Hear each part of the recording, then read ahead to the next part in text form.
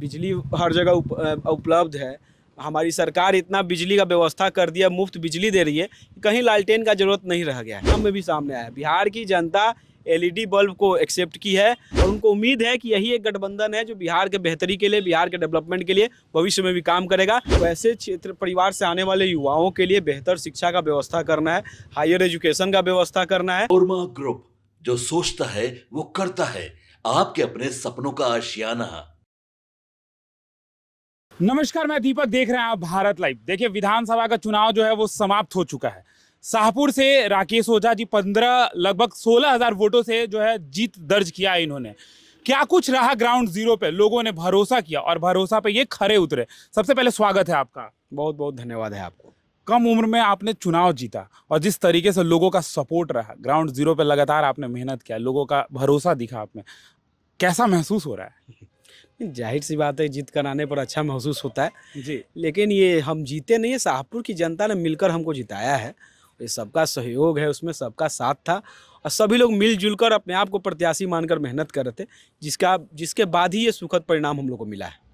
क्या लगता है, अब तो जीत गए हैं, अब ग्राउंड जीरो पे फिर से मौजूद होंगे। लोग कहते हैं कि विधायक जी जीतने के बाद फोन नहीं उठाते, राकेश जी क्या करने वाले हैं आगे? नहीं नहीं, ऐसा इतिहास हम लोग का नहीं रहा है। जी। और जो इस तरह का काम करते हैं, जिनके पास ये सब आरोप लगते हैं, वो लोग पूर्व होने में समय नहीं लगता है। इन सब चीज़ों को हम लोग बखूबी जानते हैं। हमको तो जनता ने ही चुनकर भेजा है, तो जनता के बीच में ही रहेंगे और एक एक दिन का हिसाब जनता के सामने हम लोग अकाउंटेबिलिटी प्रस्तुत करेंगे कि एक एक दिन हम जनता के बेहतरी के लिए, डेवलपमेंट के लिए यूटिलाइज करेंगे। जीत का बड़ा फैक्टर क्या नजर आ रहा है राकेश जी आपको? देखिए, पूर्ण रूप से माननीय नीतीश जी और माननीय नरेंद्र मोदी जी का चेहरा का जो विश्वसनीयता है वो आज भी बिहार में कायम है और कायम ही नहीं है, पहले से ज़्यादा बढ़ा है। परिणाम स्वरूप आप नंबर ऑफ सीट्स एनडीए गठबंधन का जोड़ सकते हैं, जो पहले से बहुत ज़्यादा है। 2010 के बाद से इतना बड़ा मैंडेट हम लोग को मिला है।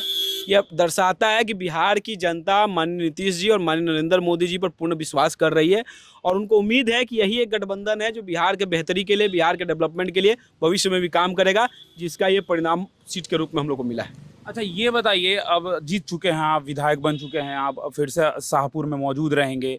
महिलाओं के लिए, युवाओं के लिए, बुजुर्गों के लिए क्या कुछ प्लान है, रोड मैप क्या है? जी, पूर्ण रूप से बुजुर्गों के लिए स्वास्थ्य व्यवस्थाएं जो है उसको सुदृढ़ करना है शाहपुर में, और दूसरा हमारी महिलाओं को सशक्तिकरण के दिशा में जितने भी कदम उठाने पड़ेंगे वो हम लोग उठाएंगे।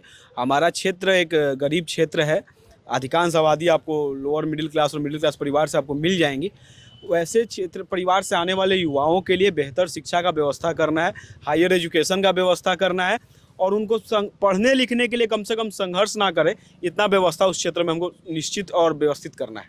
लोग कह रहे थे चुनाव से पहले कि आरजेडी की भी लहर है, लेकिन जिस तरीके से लगातार जो सुपरा साफ हो गया है, कैसे देखते हैं इन चीज?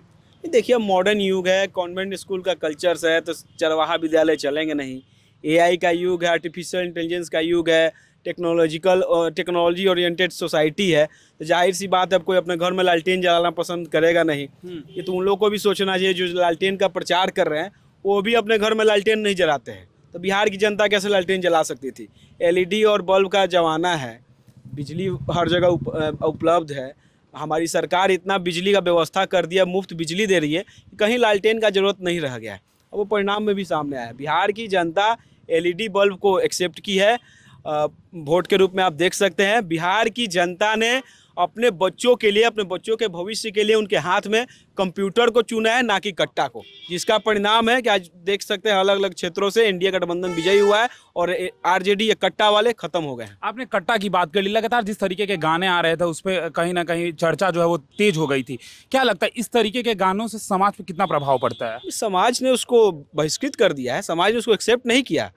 भले एक पार्टी विशेष के लोग इस तरह का अनाप शनाप गाना मार्केट में रिलीज कर रहे थे, लेकिन समाज ने उसको आक्रोशित होकर उसको डांटा, एक तरह से रोकने का काम किया कि भाई इन सब चीज़ों का समाज में जगह नहीं है। बिहार के बच्चे जो जंगल राज में बच्चे पले बड़े हैं, वो अब परिवार को चलाने योग्य हो गए हैं। वो सभी चाहते हैं कि बिहार के बच्चों के हाथ में आने वाले दिनों में कंप्यूटर हो, कंप्यूटर को वो लोग अपना हथियार बनाए, ना कि कट्टा को। इसका परिणाम आज सबके सामने।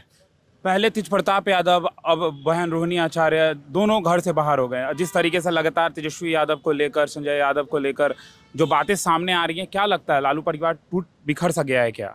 देखिए उस विषय पर हम ज़्यादा कुछ बोलना नहीं चाहेंगे, उनका पारिवारिक मामला है। हाँ, लेकिन घर की बहन बेटियों का मान सम्मान होना लेकिन चाहिए। महिलाएं सशक्तिकरण पे तो बात करेंगे आप। महिला सशक्तिकरण पर पूर्ण रूप से हमारी सरकार फोकस्ड है और वहाँ क्या चल रहा है किसी से छुपा हुआ नहीं है। बहुत सारी चीज़ों पे बोलना नहीं चाहिए, लेकिन ये समाज के सामने है कि वहाँ क्या हो रहा है, क्या गलत हो रहा है।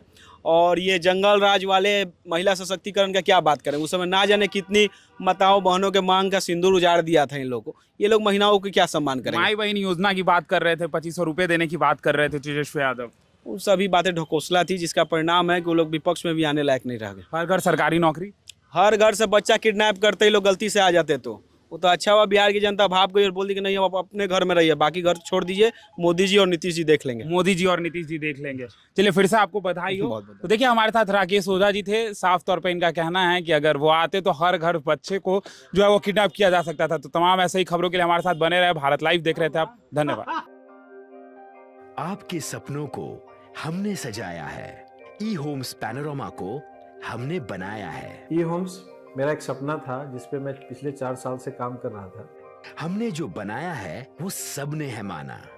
ई होम्स पैनोरमा में हो आपका भी आशियाना।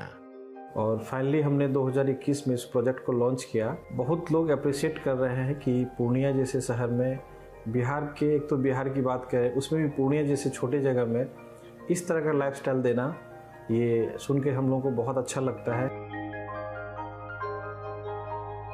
ई होम्स में हमने कुछ और भी किया है, जैसे हम जिस जगह में रह रहे हैं हमारे फैमिली सिक्योर हो, उनको सिक्योरिटी का ध्यान में रखा है।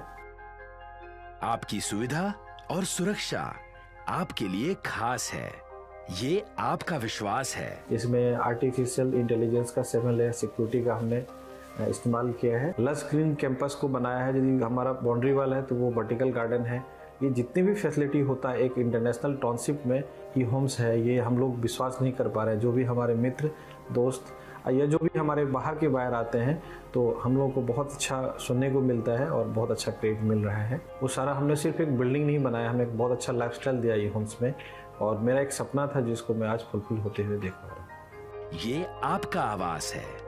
ई होम्स पैनोरमा में अब आपका निवास है। E homes Panorama, luxurious lifestyle redefined. Panorama group, जो सोचता है वो करता है। अगर ये वीडियो पसंद आई और वह बिहार के राजनीति और बिहारियत से सरोकार रखेनी तो सब्सक्राइब बटन दबा के चैनल के सब्सक्राइब कर ली। ओजे एगो घंटी बा, ओकरा बटन दबा देला से कुल सटीक और मारक खबर रुआ मुफ्त में मिल जाई। अगर रुआ पत्रकारिता के हमनी के नया प्रयोग में सहयोग कर चाहतानी तो ज्वाइन बटन दबा दी। पेटीएम नंबर नोट कर ली 9386